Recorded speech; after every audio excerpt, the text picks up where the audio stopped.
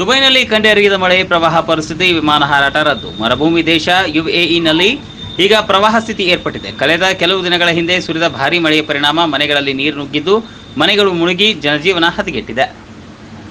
Dubai ಅಂತ ಮರುಭೂಮಿ ನಾಡಲ್ಲಿ ಮಳೆ ಅನ್ನೋದು ಅಪರೂಪ. ಎತ್ತ ನುಡಿದರೂ ಮರಳುಗಾಡು. ಅದು ಬಿಟ್ಟರೆ ಸಮುದ್ರ, ಮರಗಳೇ ಇಲ್ಲದ ನಾಡಲ್ಲಿ ಮಳೆ ಅನ್ನೋದು ವಿರಳ. ಆದರೆ ಈಗ ದುಬೈನಲ್ಲಿ ಎತ್ತ ನೋಡಿದರೂ ಜಲರಾಶಿ. ಐಷಾರಾಮಿ ನಗರ ದುಬೈದಲ್ಲಿ ಮಾಲ್, ವಿಮಾನ ನಿಲ್ದಾಣಗಳು ಸಂಪೂರ್ಣ ಜಲಾವೃತವಾಗಿವೆ. ಬಾರು ಗುಡುಗು ಸಹಿತ ಮಳೆ ಅಬ್ಬರಿಸಿದ ಮಳೆರಾಯನ ಪ್ರತಾಪಕ್ಕೆ ಯುಎಇ ಕೆಲವು ಭಾಗಗಳು ಪ್ರವಾಹ ಸೃಷ್ಟಿಯಾಗಿದೆ. ಪ್ರಮುಖ ರಸ್ತೆ ಮಾರ್ಗಗಳು, ವಿಮಾನ ನಿಲ್ದಾಣಗಳು, ಮೆಟ್ರೋ ಮಾರ್ಗಗಳು ಸಂಪೂರ್ಣ ಜಲಮಯವಾಗಿದೆ.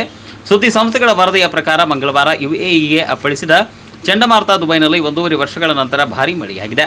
ದುಬೈ ನಗರಕ್ಕಿಂತ ಯುಎಇ ಪೂರ್ವ ಕರಾವಳಿಯಲ್ಲಿರುವ ಎಮಿರೇಟ್ ಫುಜೈರಾದಲ್ಲಿ ಹೆಚ್ಚು ಮಳೆಯಾಗಿದೆ. ಮಂಗಳವಾರ 145 ಮಿಲಿಮೀಟರ್ ಮಳೆಯಾಗಿದೆ.